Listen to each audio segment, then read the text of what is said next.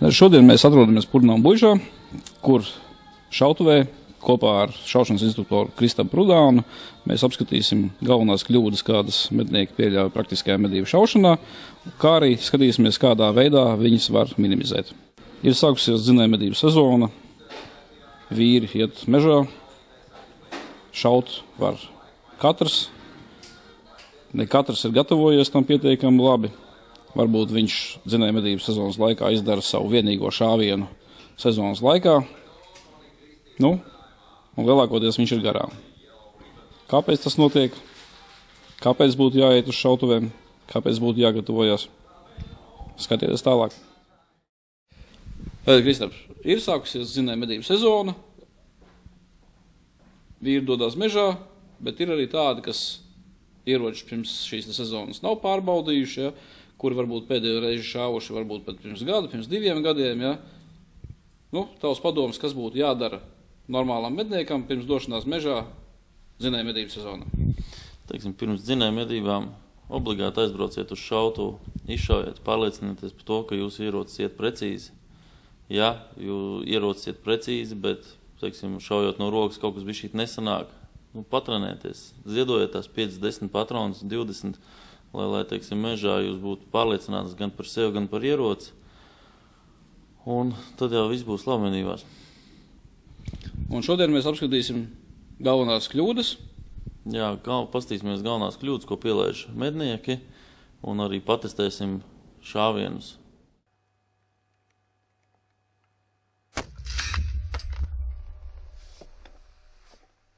Šāviens bija uz 1:00 plus 14 cm augšā un pa kreisi 14. Kaut kas ir bijis iesists, kā parasti medībās tas gadās. Ja?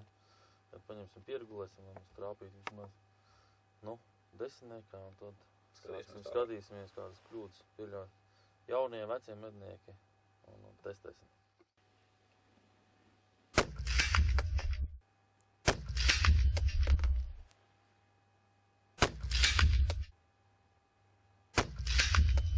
Mēs atrodamies Purnām Buižas šautuvē kopā ar šaušanas instruktoru Kristapu Prudānu, kurš mūs īsumā iepazīstinās ar galvenajām kļūdām, ko mednieki pieļauj praktiskajā medību šaušanā, un arī to, kādā veidā tad mēs varētu no kļūdām izvairīties un viņas minimizēt.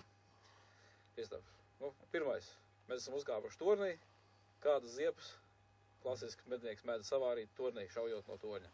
Pirmā raksturīgā kļūda, kad mednieks aizšauj no torņa garām, ir, kad ierocis netiek pareizi atbalstīts uz torņa malas vai kāda, šķērskoks, ja, kas ir neatbalsta uz pastobres, ja, šeit ir koks, ja, uzliekot, vienmēr jābūt pastobrei vai rokai apakšā, ja.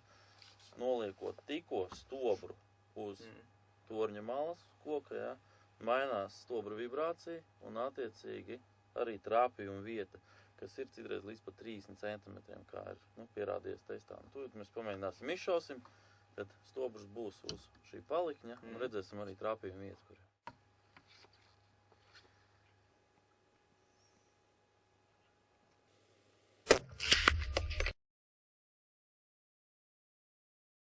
Var likt apakšā, tātad var likt apakšā vai nu siksnu, ērtāk, vai nu tīrus pastobrs un pieturot šeit, ja, un izdarot precīzi šāvienu.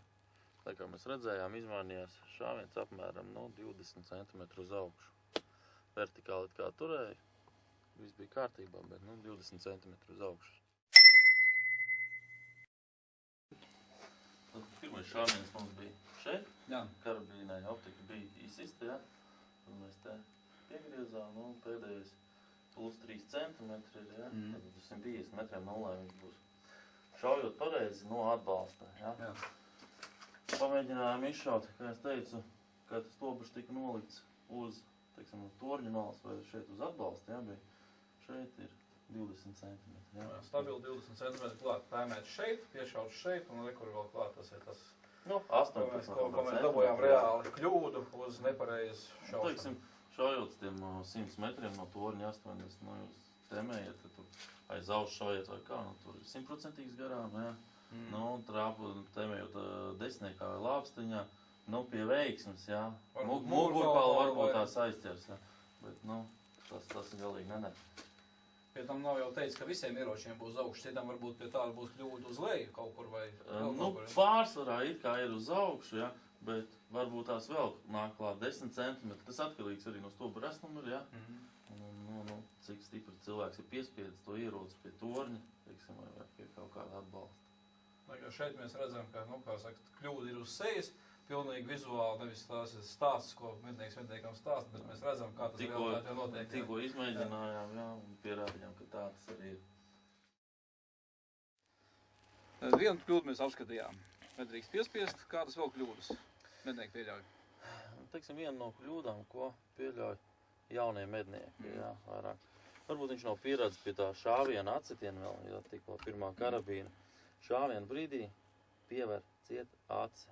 Un, teiksim, šautu arī, kad nāk tur pašaut cilvēku trenēties, ir tā, ka no malas skatoties, ja, pirms ir nospiesta vēl mēlīte, ja, acis jau ir aizvērta. Un tas nozīmē, ka cilvēks gaida šāvienu, ja, tātad te jau nokustās milimetrus divus, tur jau ir 20-30 centimetri.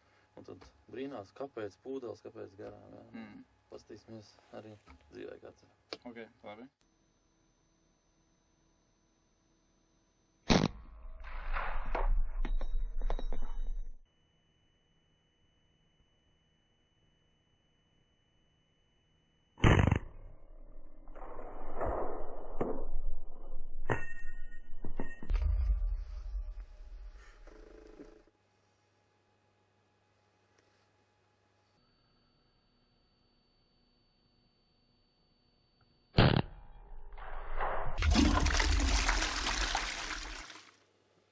Tātad šāvienu pa elektroniskā mērķi tika izdarīti, ja, 10-9 no 100 metriem, ja, no rokas bija. Un tad mēs izmēģinājām, tā kā, teiksim, jaunie mednieki daudzreiz pieļauj to kļūdu ar aci ciet, ja, pirms šāvienu. Uzreiz trāpījām uz pulkstens 8-7. Tātad 15 centimetru nobīdi uzreiz ir, ja. Uz vienu acis aizviešanu 15 centimetru 100 metriem, jā. Sekundes simdaļa, jā, un, teiksim, jau 15 centimetri ir nos no mērķa. Tad šaujot no rokas, jā, pusautomātam dotiem ierocim, nospiediens ir smagāks nekā parastai karabīnai, jā. Parastai karabīnai vienam otru modelim var pieregulēt nospiedienu, tad pusautomātam nevar, jā. Viņam ir ap kilogramu pār kilogramam, un tas ir, diezgan, jā. Tad šāvienu nevajag gaidīt, vajag lēnām vilkt mēlīti, velkat, un šāvienam ir jābūt negaidītam. Ja? Tikko mēs gaidām šāvienu, mēs esam sagatavojušies to šāvienu, spiežam, ja? Un tiek norauts uz leju. Un nospiedienu izdaram tikai un vienīgi ar pirkstu, nevis ar plaukstu. Ja?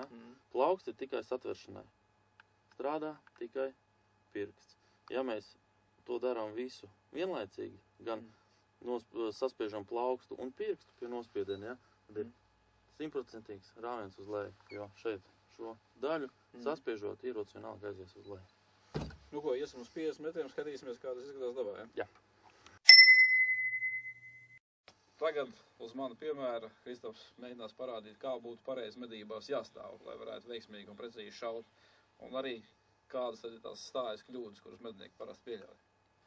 Tātad ierocis bija nepareizi ieplacots, ja? Ne līdz galam, kā vajag līdz augšā, ja? Tu pievilki savu ķermeni un galvu uzlēji, kas nav pareizi, ja?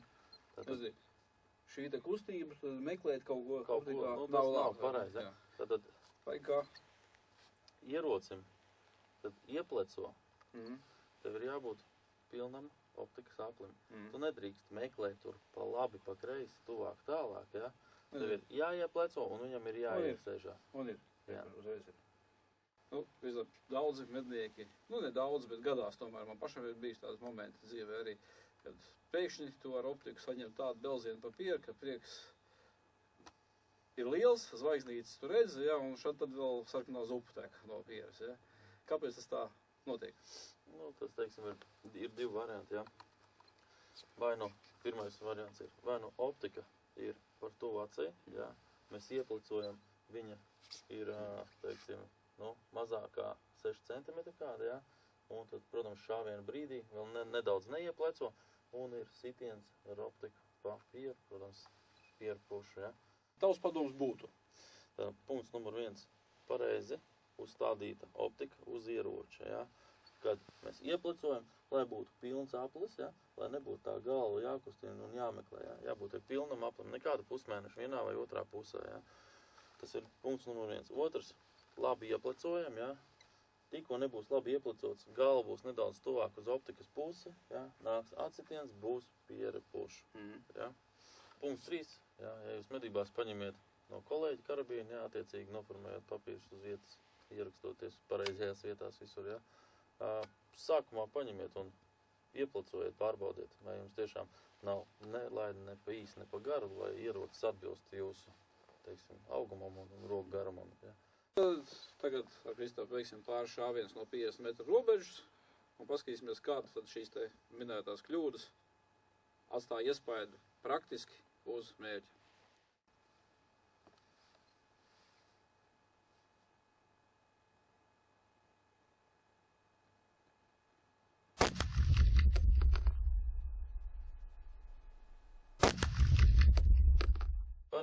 Pareizi stāja, pareizi nospiedieni, ja.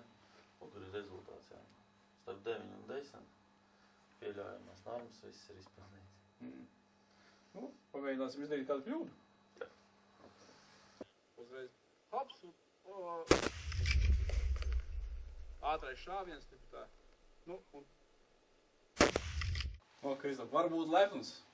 Es perfekti parādīs kļūdu. Jā, nu, tu var redzēt, ja, abi divi šāvieni uz pulksteni 7 ar kādu 5 centimetru starpību, ja, bet pie nepareizi stājas, pie nepareizi nospiedieni, viss ir uz leju. Nu, klasiskais norāviens. Un ja vēl, teiksim, zvērs iet kustībā, vēl bišķīt apturam un spiežam, un principā pakaļējās cisks ir gatavs koplatē. Labākajā gadījumā.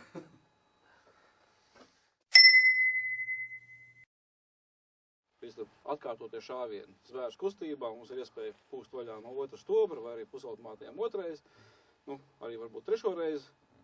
Ko sadara tad? Ar kalmātoru vajadzētu darīt tāpat kā ar optiku, ja?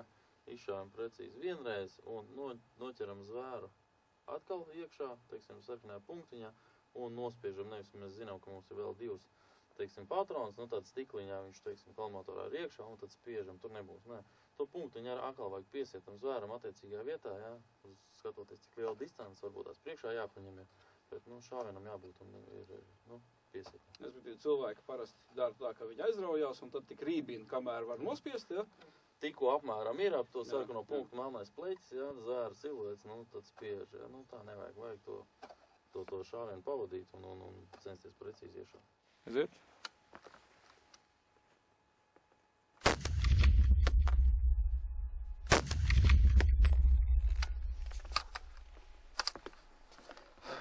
Otrais nebūs tik precīzi, bet, nu, pirmajam vajadzētu būt labam.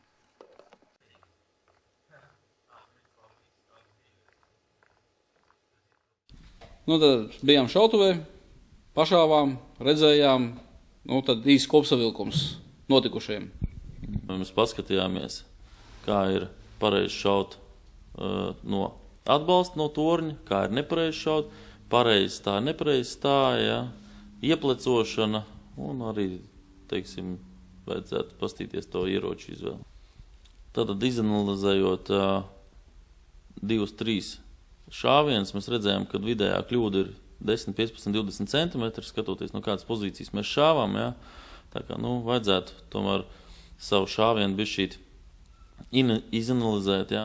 Nu, vēl medniekiem ieteiktu ne tikai medībās šaut, bet arī aiziet uz šautuvu, patrenēties, ja? Tomēr, lai tie šāvieni viss būtu precīzi un zvērs nebūtu jāmeklē tur ar suņiem pēc tam un kaut kā tam līdzīgi.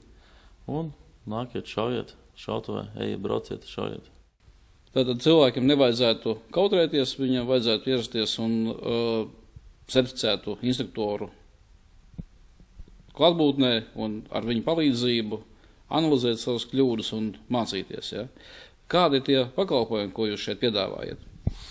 Tad mēs piedāvājam jauno mednieku kursi ir šautuvas pakalpojumi, apmācam jaunos medniekus šaut, kā var ar pistoli mācīties šaut. Tad Puno mužu šautuvē jūs varēsiet šaut ar pistoli, ar glustobru ieroci un ar karabīnu. Ja. Certificēts instruktors pamācīs, pastāstīs, kā ir pareizi, lai, teiksim, novērstu, ja ir tādas kļūdas medniekiem, lai pēc tam viņas nebūtu un būtu pārliecināti par sevi mežā.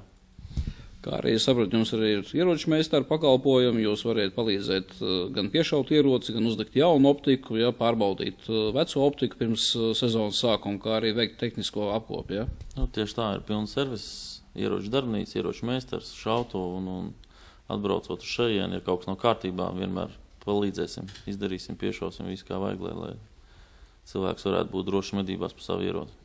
Un jums un vienīgiem Latvijā, ja nemaldos, virtuālā šautuvi, tepat augšā, kur var pa sauso trenēties. Jā, ir interaktīvā šautuva, kuras ekrāns ir pietiekami liels, 4 uz 8 metri. Jā, var trenēties šaut pa šķīvīšiem, pa skrejošiem zvēriem, jā, kas nav īstajā šautuvē pieejams. Kā arī, teiksim, pirms spīļu sezonas ir ļoti, ļoti labi atbraukt, izšaut.